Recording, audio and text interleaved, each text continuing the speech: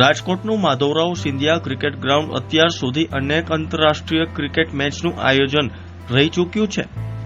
આ મેદાન હવે ઇતિહાસ રચવા જઈ રહ્યો છે, કારણ કે પ્રથમ વખત અહીં નવરાત્રીમાં રંગ છવાશે અને ગરબાની ગૂંજ સંભળાશે. સુરભી ગ્રુપ દ્વારા આ ભવ્ય આયોજન કરવામાં આવ્યું છે, જેમાં એક સાથે 12 થી 15,000 ખેલાડીઓ ગરબાની મોજ માણી શકશે. આ કદાચ સૌરાષ્ટ્રના ઇતિહાસમાં સૌથી મોટું અર્વાચીન ગરબા આયોજન ગણાશે. આયોજક જયેશ રાવરાણીએ કહ્યું કે આ આયોજન માત્ર ભવ્યતા પૂરતું મર્યાદિત નથી, પણ તેમાં સુરક્ષા અને પરંપરા બંનેને સંયોજન જોવા મળશે.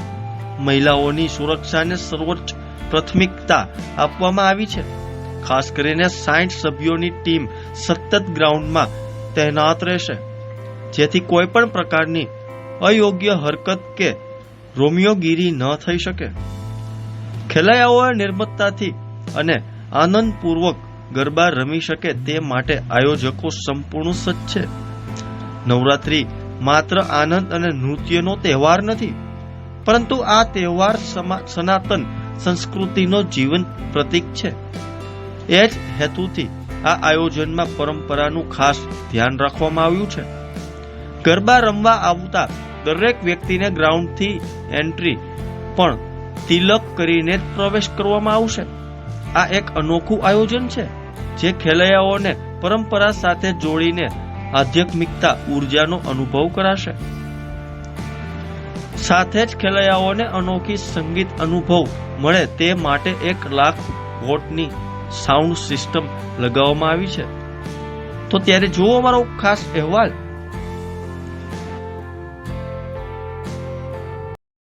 મારું નામ જયેશ રાવરાણી છે. અમે સૌરાષ્ટ્રમાં સર્વપ્રથમવાર જ્યાં ક્રિકેટરો ચોકા છક્કાની રમઝટ બોલાવતા ત્યાં ગરબા કરવા જઈ રહ્યા છીએ. 2025 અબતક સુરભી નવરાત્રી.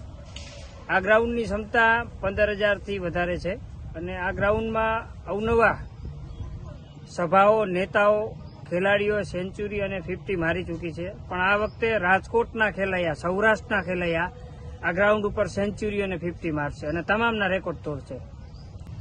આ ગ્રાઉન્ડ એક તો રાજકોટના હાટ સમાન છે રેસકોર્સમાં અને લોનવાળું ગ્રાઉન્ડ છે. કેપેસિટી 15,000 થી વધારે ખેલૈયાઓ રમી શકે એની છે. તેમજ પ્રેક્ષકોમાં પણ તમે 7 થી 8,000 પબ્લિક બેસી શકે તેવી સુવિધા છે. તેને ધ્યાનમાં લઈને આ વખતે આયોજન આ ગ્રાઉન્ડમાં કરવામાં આવ્યું છે.